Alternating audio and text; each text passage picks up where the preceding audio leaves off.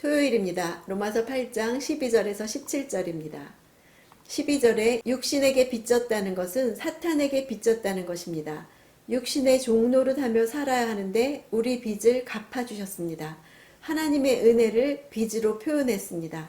아들 예수를 보내서 구원해 주신 빚, 성령을 보내셔서 성화의 삶을 살 수 있게 하신 빚, 하나님께 갚아야 할 빚이 있는 것이죠.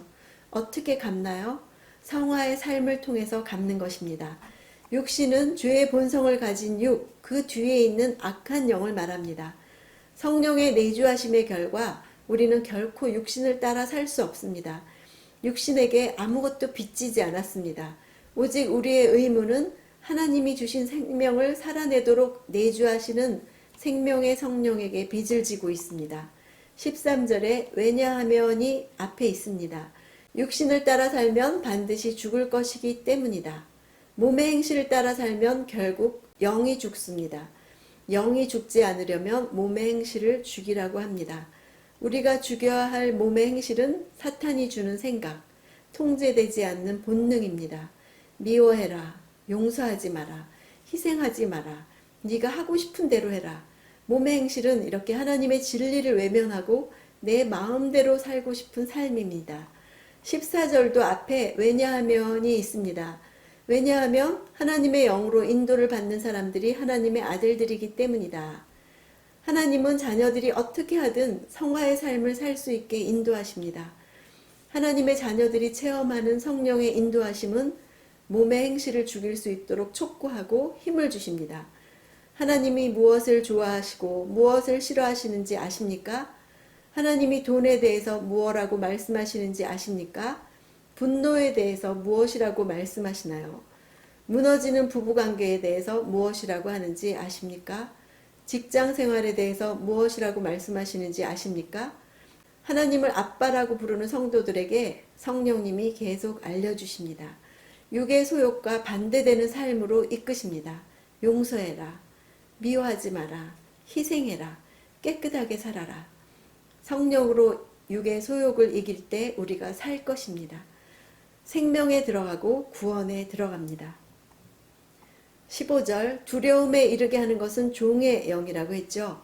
구약에도 족장이나 왕이나 선지자 등에게 간헐적으로 성령의 임하심이 있었습니다. 구약의 성령은 종의 영이었습니다. 뭔가 일을 위해서 사명을 감당하게 하기 위해서 성령이 주어졌습니다. 뭔가를 잘해야 인정받을 것이라서 열심히 해야 하고 사역에 실패할까 두려움에 이르게 하는 영이었습니다. 삼손처럼 거두어 가기도 하고 사울왕처럼 떠나기도 했습니다. 신약의 성령은 자녀의 영, 양자의 영입니다. 그래서 성령을 받으면 하나님을 아빠, 아버지라고 부릅니다. 성령은 우리와 하나님과의 관계에서 두려움을 자유로 바꿉니다.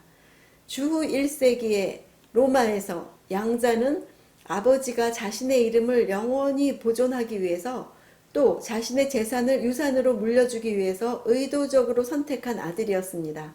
친아들보다 열등하지 않고 아버지의 애정을 충분히 누렸습니다. 새 시대의 자유는 우리에게 아버지이신 하나님께 접근할 수 있는 담대함을 줍니다. 아람어 아빠라는 말은 일상생활에서 사용하는 가족적인 단어, 어떤 유대인도 감히 하나님을 이런 식으로 부르지 않았습니다.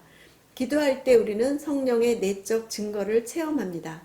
예수님이 부르셨던 바로 그 단어를 사용해서 우리가 아빠, 아버지라고 부르짖을 때 우리가 하나님의 자녀인 것을 증언하시는 분이 바로 성령이기 때문입니다. 성화의 삶을 살 때 하나님과 아빠와 자녀로 친밀해집니다.